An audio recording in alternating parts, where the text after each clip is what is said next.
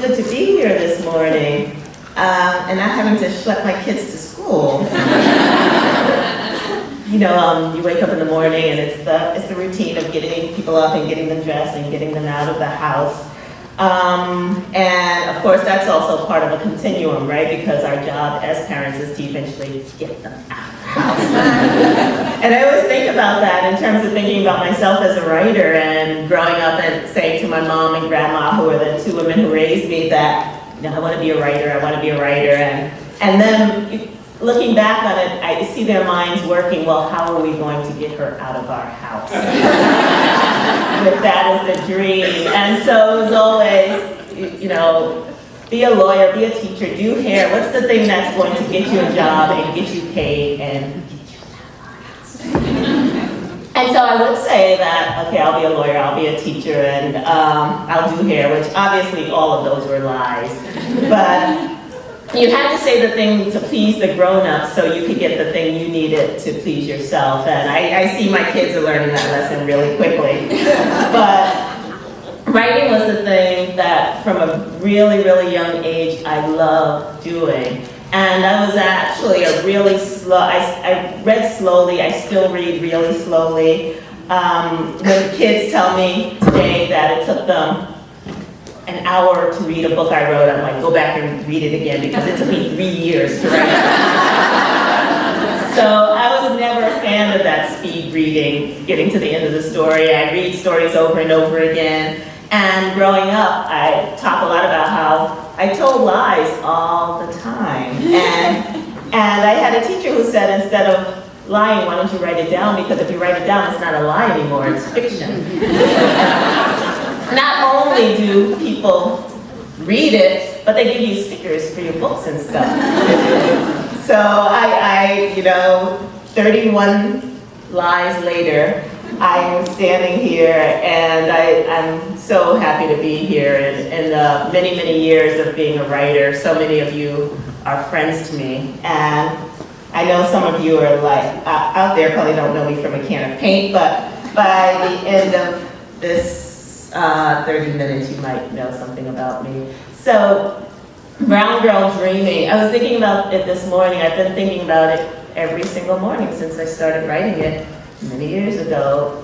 I was thinking about, first and foremost, the title of the book and why I chose to call it Brown Girl Dreaming and not Black Girl Dreaming or American Girl Dreaming. And there's a saying that sometimes the book knows more than you do about what it's trying to say. And for those of you out there who are writers, as well as librarians and teachers and booksellers and editors, you get to that point where you're planning to do one thing and other things start happening in the context of the story.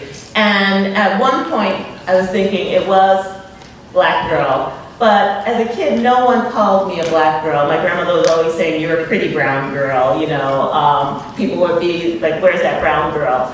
And so brown was the word that so often I associated with who was myself. Also, it was during a time of change. So in the book, I talk about going from, being Negro to being colored, to being African American. And the constant was the color of my skin, which was brown. And I knew I didn't want to just say girl dreaming because brown is so much a part of who I am. And I wasn't going to say American because African American is so much a part of who I am. And it was important for me to get that moment on the page. And what Brown Girl Dreaming is a bunch of small moments from my childhood that weave the story of how I got to be here, standing in front of you. I know people get shocked when I talk about the year I was born, so I'm going to put it out there. February 12th, 1963.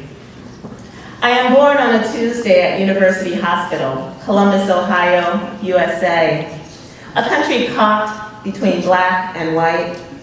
I am born not long from the time or far from the place where my great-great-grandparents worked the deep-rich land, unfree, dawn till dusk, unpaid, drank cool water from scooped-out gourds, looked up and followed the sky's mirror constellation to freedom. I am born as the South explodes. Too many people, too many years enslaved, then emancipated, but not free. The people who look like me keep fighting and marching and getting killed so that today, February 12, 1963, and every day from this moment on, brown children like me can grow up free, can grow up learning and voting and walking and riding wherever we want. I am born in Ohio, but the stories of South Carolina already run like rivers through my veins. I know y'all were thinking, nah, I must have been 73.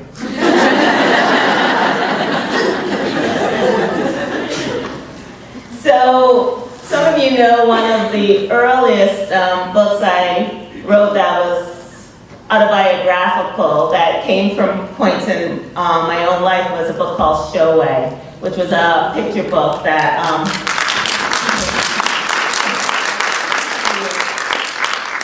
told the story of my family way back. And it was the first, and when I wrote Showway,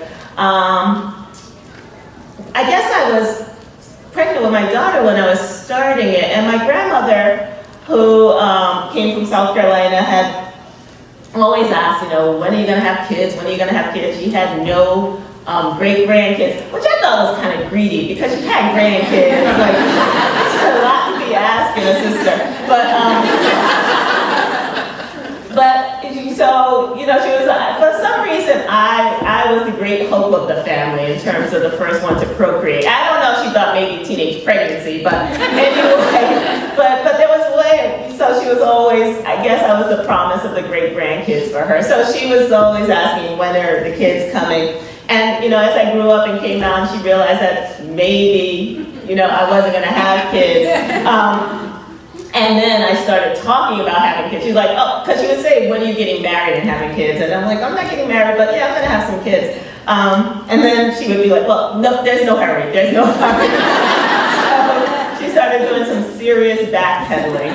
And then she was in her 80s and her health started failing. And one day she sat me down and she said, you know, I just want to give you all the names of my sisters and brothers, which are 13, and they, you know, are Talmadge and Ayelas and Lucinda and Bertie Mae, and all of these deep, deep, deep Southern names.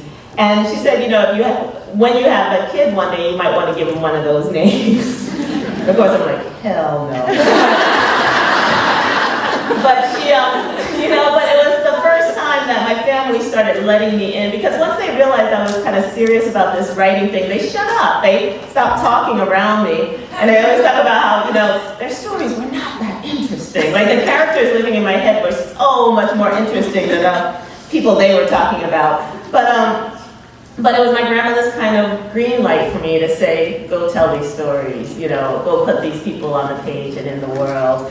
And growing up, one thing you learn as a kid of color, especially as an African American kid, is that so much of the history in this country is a history of us not having meant to have survived. So, you know, we were brought here in chains, we were brought here unwillingly to work as slaves until we died. And, you know, and somehow we didn't die. And we went on to, you know, be writers and doctors and lawyers and presidents and all of this stuff. And to me, that is such an amazing miracle of strength and faith and love. And so my grandmother, having come out of the South and having come out of that journey through, you know, ancestral slavery, was saying to me, here's the license I'm giving you, go tell these stories. And 6 months before I got pregnant with my daughter, my grandmother died. And so when my daughter was born, I knew I wanted to link the two somehow, if not in this world, between the two worlds. And so Toshi Georgiana, you know, was named for my grandmother, Georgiana. And I wanted to have a continuum. And so when I started, so that was kind of the beginning of thinking about the strength of family and the things that pull us forward and keep us moving. And so when I started writing Brown Girl Dreaming, my mom had died, my grandmother had died, my uncle had died, my aunt had died, and I realized the kind of connections to the past, I was having fewer and fewer of them, and I had to get stuff on the page. My dad is still very much alive in Ohio. So I went back to Ohio, I went back down south, I met with cousins, I asked them questions, I looked at photographs, I talked to people, and I started, and then there's memory, which is great. And I remember being about 7, and I was talking to my mother about something that happened when I was 3, and she said, "You don't remember that?" I said, "Yes, I do." She said, "You don't remember that?" And I said, "Yeah, actually I do." And it was one thing in my family that's always talked about is my memory. How do you remember that? How do you even know that? And I realized that I spent a lot of time listening and watching.